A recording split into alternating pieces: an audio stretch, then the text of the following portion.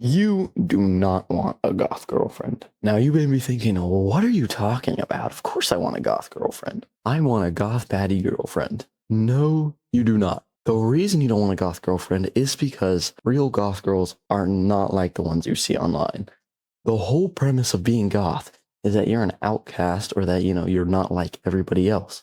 And part of that is not conforming to standard beauty standards. And so they are not going to be your version of hot. And well, you may be saying, well, the reason I like goth girls are because of the way they look. You don't like an actual goth girl. You like the fantasy version of one, the optimal version of one. Most goth girls are not 10 out of 10s. The ones you're probably thinking of are the Instagram models and the content creators, which I hate to break it to you, but are pretty much LARPing being goth. They take the goth persona and they overinflate it and put themselves in it. And when they're 10 out of 10s, it makes the collective delusion that all goth girls are 10 out of 10s. Now, if you're able to find a hot goth girl, that's a red flag. They do exist, but they're not common. As I said, the point of being goth is not to conform to society. And so they're not really going to care what other people think visual-wise. So whatever your idea of pretty is, or, whatever preference you have, they're not going to care about. Not to say that all goth people are super ugly, but just they're not going to conform to beauty standards. Now, if you do find a hot goth girl, hit me up. Now, there's going to be problems.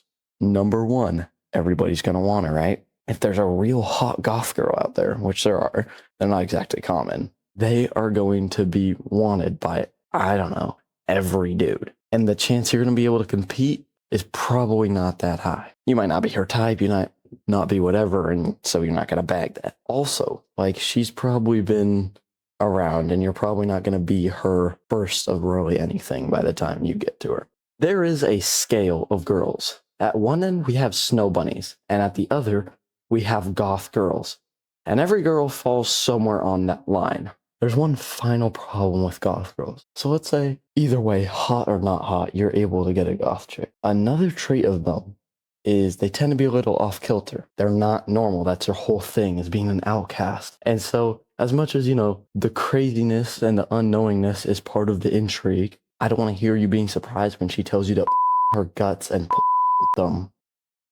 I probably just had to censor some of that because it's pretty bad. Point is, they can be great in a lot of different respects, but there's a reason there's so many memes about goth girls. Here I have one up on screen right now. You finally bag the goth patty, but she genuinely sends you a picture of her hamster with your initials genuinely carved into it. They're just crazy. That's their whole thing. And don't be surprised when they do crazy stuff. However, there is a solution. As I just said about the girl scale. On one end, you got the snow bunnies. On the other, you got the full-blown goth chicks. Obviously, goth chicks are going to be too much. And if you're in a goth chicks, you're probably not going to be aiming for snow bunnies. So from the goth chicks, just scoot down the line a little, and you will find the perfect solution, which is alt girls. They're the best mix of both worlds.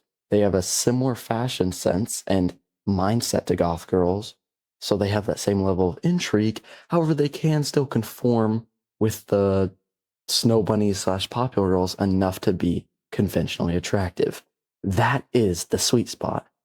They're not crazy enough to kill your cat because you said you loved it, but they're still on that end of the spectrum enough to have the goth girl energy. But remember, that's just a theory, a goth theory. Thanks for watching.